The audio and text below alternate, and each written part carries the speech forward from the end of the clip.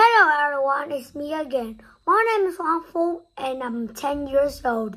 Today, I'm going to read my book On the Banks of Plum Creek, written by Laura Ingalls Wilder, illustrated by Garth Williams.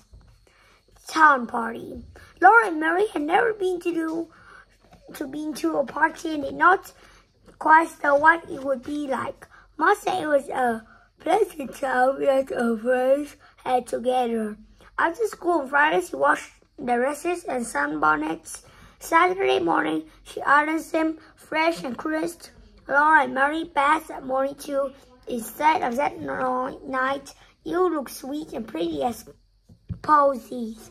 Mom said when they came down the ladder, rest for the party, she tied on her hair ribbons and wanted them not to lose that. Now be good girls, she said, and royal manners. When they came to town, they stopped for Cassie and Christy. Cassie and Christy had never been to a party either. They all went timidly into Mr. Allison's door, and Mr. Allison told them, "Go right on in." They went past the candy and pickles, closed the back door, saw it open, and then stood nearly all rested, and Mrs. Allison asking them in. Laura had never seen such a fine room. She could hardly say good afternoon, Mr. Allison, and yes, ma'am, and no, ma'am. The floor was covered with some kind of heavy cloth that felt rough under Laura's bare feet. It was bright and green. Walls and the ceiling were narrow, smooth. The table and chairs were of yellow wood that shone like grass, and the legs were perfectly round. There were colored pictures on the walls. "Go into the bedroom, girls, and leave your sunbonnets," Mr. Allison said in a company voice. The best they were shiny wood too. There were two other pieces of furniture. One was made of rollers on top of each other, with two little rollers sitting on its top, and two carved pieces of wood went up and held a big looking glass between them. On top of another stood a china pitcher in a big china bowl, and a small china dish with a piece of soap on it. There were glass windows in both rooms, and the curtains of those windows were white lace.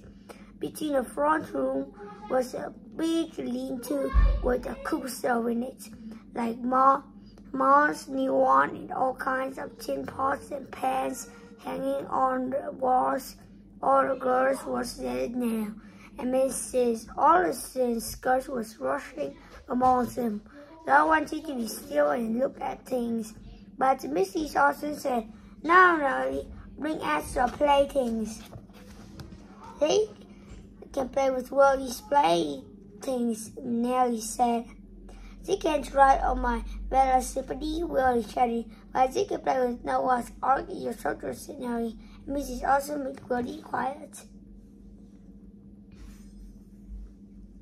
The Noah's Ark was the most wonderful thing that Laura's ever seen. They all fell down and squealed loud over it. There were zebras and elephants and tigers and horses, all kinds of animals, just as if the picture had come out of the paper-covered Bible at home. And there were two whole armies of tin soldiers, with uniforms painted bright blue and bright red. There was a jumping jack. He was cut out of thin flat wood. Striped paper trousers and jackets were pasted on him, and his face was around his eyes, and his tall cap was pointed. Hung between two thin red strips of wood, and when he swirled the his hands held onto twisted strings. He would turn on a somersault over the strings. He would stand on his head with his toes on his nose. Even the big girls were chattering and scolding over those animals and those soldiers, and they laughed at jumping jack till they cried. Then Nellie walked among them, saying, "You can look at my doll."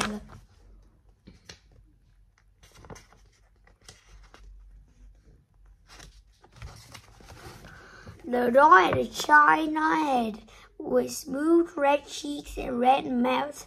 Her eyes were black and her shiny hair was black and waved.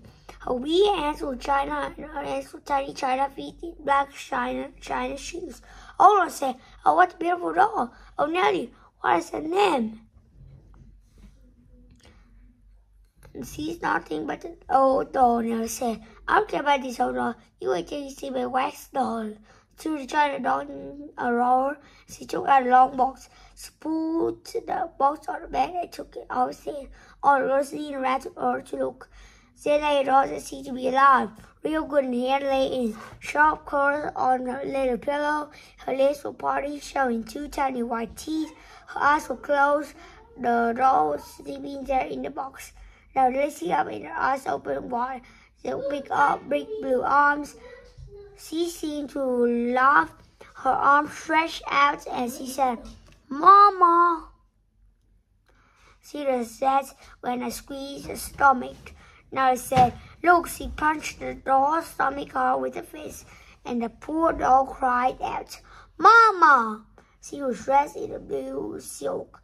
Her petticoats were real petticoats trimmed with ruffles and lace, and her panties were real little panties, and that would come off. On her feet were real little blue leather slippers. All this Laura had not say a word. She couldn't. She noticed not actually touching that above soul, but without the meaning to finger reach out toward the blue silk. "Don't touch her," Nellie screeched. "You keep your hands off my doll." Laura Ingalls snatched the doll against her and turned back to Laura, who could not see her pushing back in the box. Laura's face burned hot and Laura did not know what to do. Laura went and sat on the chair. Laura thought Nellie put the box in the drawer and shut it. Then they looked at the animals and soldiers get a squeeze jumpy check. Miss Olsen came in as Laura was. She was not playing. Laura said, "I will rise it," "Thank you, ma'am." "What would you like to look at these?" Mrs. Olsen said. She laid two books in Laura said. "Thank you, ma'am," Laura said. She turned the pages of the books carefully. One was not exactly a book. It was thin and had no covers.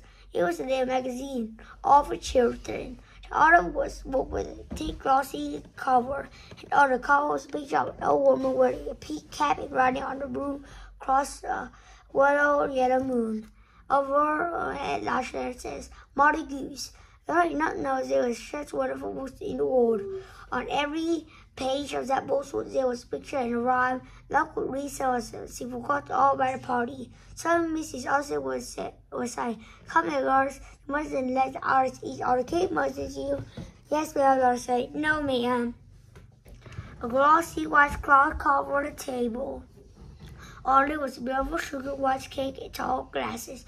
"I got the biggest piece," Nellie said, grabbing a big piece of cake. The others sat waiting till Mrs. Olsen gave them their pieces. She put each piece on the china plate. "Is that your name when it's sweet enough?" Miss Olsen asked. So Laura knew there was lemonade in the glasses. She had never tasted anything like that. At first it was sweet, but after that she ate and made the sugar white off a piece of cake. The lemonade was sour, but they all answered Miss Olsen politely, "Yes, thank you, ma'am." They were careful not to let the crumb cake fall on the tablecloth. They did not spill one drop of lemonade, but they would start to go home and all remember to say, as Martha had told them. "Thank you, Miss Olsen. I had a very good time at the party," so all the others. When they were out of the store, Christy said to Laura, "Wish you'd have slept that mean Nellie Olsen." "Oh, no, I couldn't," Laura said, "but I'm going to get even with her." "Shh, don't let Mary know that I said that." She was waiting lonesome at her fort. It was Saturday. Laura had not played with him. It would be a whole week before she would have another day of playing along Plum Creek. They told Ma all about the party, said we must not accept hospitality without making some return. "I've been thinking about it, girls, and you must ask that Olsen and ours to party here. I'll take a week for a Saturday." Thank you everyone for listening to me reading. Have a nice day and see you soon. Goodbye. See you later.